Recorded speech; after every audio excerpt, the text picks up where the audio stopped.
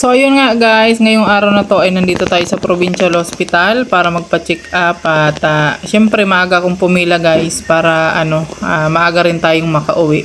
At syempre ipinila ko na rin si Queenie para habang wala pa siya dito, hindi ko siya kasama, ay nakapila na siya, nakalista na yung kanyang pangalan kasi mahirap po pumila sa Provincial Hospital guys.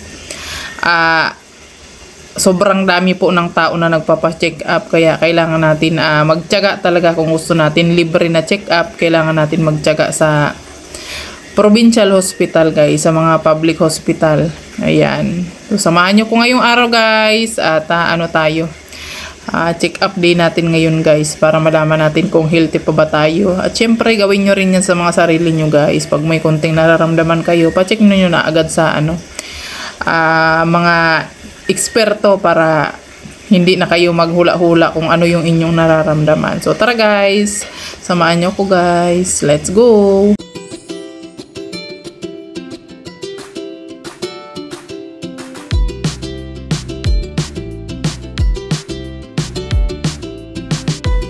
Friday naman ngayon guys, kaya medyo konti nga lang yung pila ngayon. Kasi nung nakarang pagpa-check up ko dito, punong-puno talaga dito guys. Ayan. Grabe. Ganito kahirap pumila sa public guys. Kaso lang dito mas maganda magpa-check up kasi walang bayad. Libre lang. So ayan guys, kasama ko na si ating ngayon. Dito na siya. At waiting kami guys kasi grabing haba ng pila dito guys. Ayan. Oh, diba? Saan ka pa? Napakahaba ng pila guys. Ganun talaga pag provincial hospital. Ayan. So nagtatawag na sila. Alam nyo guys, nagpila ako dito alas 4 ng madaling araw. Konti pa lang kami. Tapos ngayon, ang oras ngayon ay 8:30 na. So nagsimula na silang mag-check up at nagtatawag. Ayan. So ganun talaga pagka wala kang kwarta, pipila ka talaga pagka mapa-check up ka sa provincial hospital, sa mga public hospital. Siyempre dahil wala naman po kaming budget. Ayan. Mapa-check up po kasi si ating yung niya, yung tainga niya po ay nasakit. So papacheck up po siya sa ENT. Tapos sumabay na rin po ako kasi nga yung tiyan ko sumasakit na naman siya. Ayun. So dito muna kami ni ating. Ayan. Thanks. Ayan guys, di pa kami natatawag. Ganong oras na, mga alas 9 na guys. So abutin naman kami dito ng mga hapon. Ayan ang ating nyo, pormang-porma. Sinuot niya guys yung damit ko guys.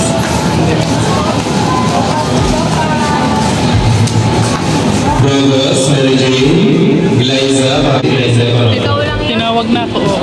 Pakinggan mo yung tawag dyan ka ba na tatawagin?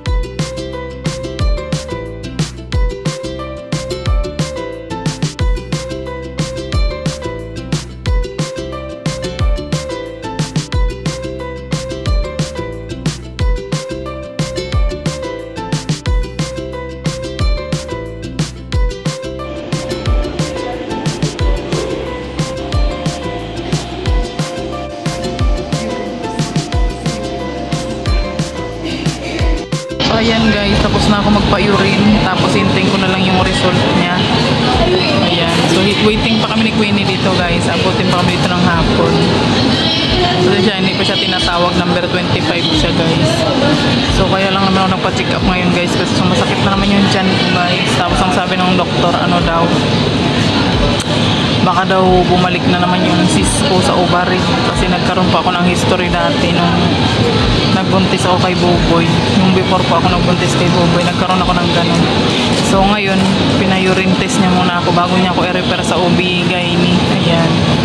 So pagka ganun pa rin daw i-refer. So ayan, medyo maingay dito guys kasi nga nagtatawag sila, naka-speaker.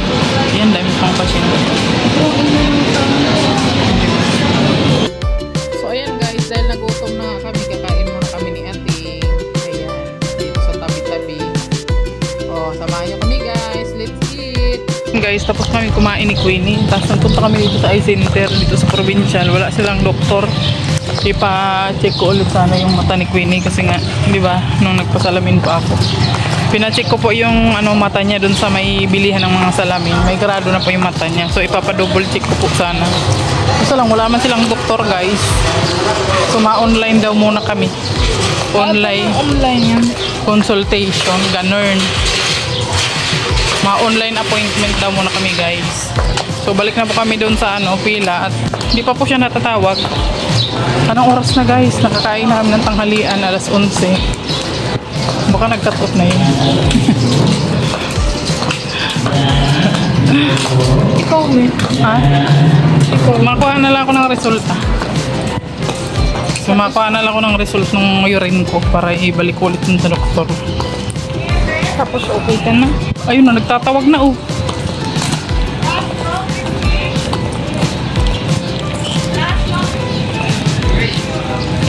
Number 7 pa lang Queen. Wala. Number 10 pa lang Queen eh. Number 10 pa lang. Buti talaga tayo dito ng hapon. Tara, mag-ano muna tayo dito.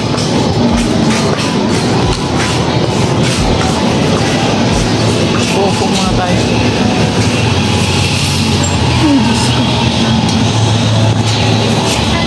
So ayan guys, inabot na kami ng tanghali dito at nakapag-lunch na kami.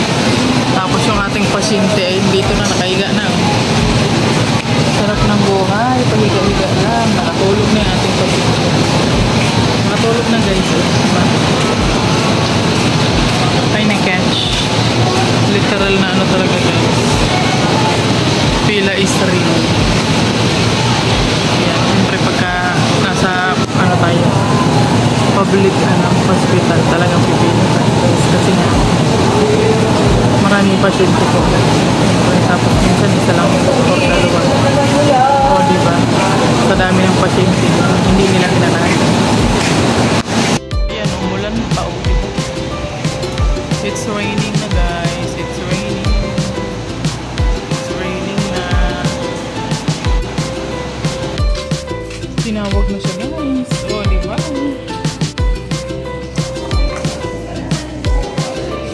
So ayun guys, nandito na tayo ngayon sa bahay at inabot kami ng hapon guys sa pagpapacheck up ni Queenie. Grabe. Ganun kahirap pumila sa guys, pumila sa public hospital no. Ang hirap pumila sa public hospital guys, sa totoo lang. Pero kailangan natin magtiyaga kasi nga wala naman tayong kwarta, di ba? Kung sa public man tayo ay sa private man tayo pupunta, wala man tayong budget, di ba?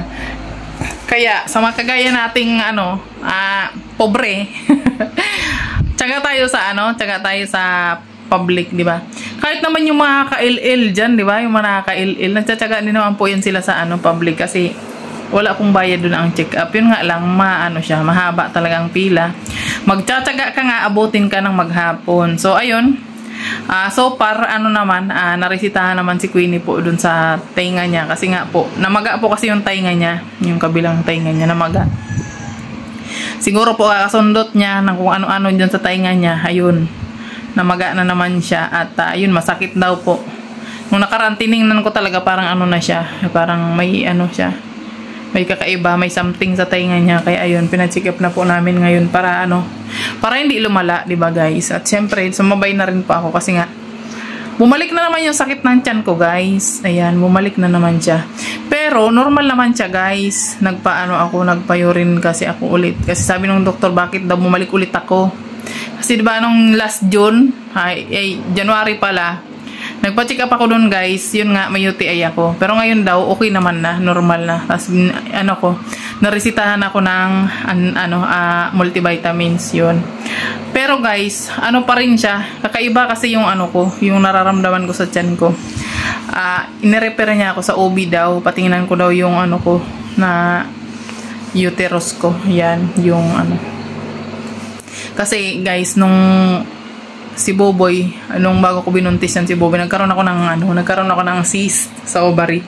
Yan. So, ganito po yung nararamdaman ko noon. Laging masakit yung tiyan ko. Tapos, parang hindi ako komportable sa nararamdaman ko. So, baka sa susunod po na araw, Monday siguro, babalik po ako doon para magpa-check up sa OB kasi nga inabot kami ng maghapon dahil lang doon kasi ang haba-haba nga po ng pila. Check up pa lang, nagpila na ako ng umaga. Tapos pagdating ng hapon, yung result po ng urine test ko, ayun, pinabasa ko dun sa doktor. Hanggang sa inabot na kami ng hapon dun guys ni Queenie. Umuwi kami alas 3 na. So wala na pong OB. Ayun, yung chine-check up po ng OB, ano na lang. Yung mga patapos na. Yung mga huling pasyente na lang. Ayan. So, susunod na lang po na araw tayo mapacheck up ulit at para matingnan ulit yung ating ano. Kasi guys, simula nung ano, sabi kasi ng, di ba, sabi po ng doktor, di ba, pagka tayong mga girls, kailangan nagpapacheck up tayo sa OB kahit hindi tayo nanganganak, di ba? Kailangan, lalo na po yung gumagamit ng mga ano, family planning, di ba? Kailangan nagpapacheck up tayo yearly sa doktor. 6 months daw, di ba? Yun din po yung sinabi sa akin ng doktor. Pero, since nga nakalimutan ko na siya sa tagal-tagal na, ayan. 2015 pa po ako nagkaroon ng ganyan, yung cyst sa ovary. Tapos, ngayon, hindi na ulit ako bumalik sa OB.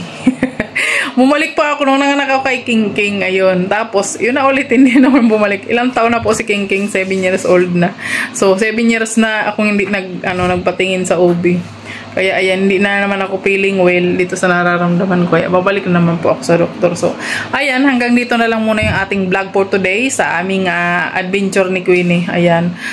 Sana po supportahan niyo po yung aking channel. Paki-like at paki-share naman po. At kung hindi pa kayo nakasubscribe, mag-subscribe na po kayo. At i-hit niyo po ang notification bell para lagi kayong updated sa aking mga videos. Ayan, God bless you all at bye-bye na po. Please support po sa aming mga channel, Rochelle Community, Dodong Rowell, Rachel Morales, ayan ha. Supportan po natin sila guys. At syempre Roboys po, supportan din po natin guys. Alex Librada Vlog, Kuya Victor, Jan Rivera Official, BG Scheme, sino pa ba? Alpi TV Vlog, Kuya Regan, Justin Aguirre, ayan, syempre Kalinga Paawi, Angeli Vlogs, Maui Vlogs, John Lindon, ayan, please support po sa aming mga channel. God bless you all, bye-bye guys. Pa-like and share po, wag po kang kakalimutan.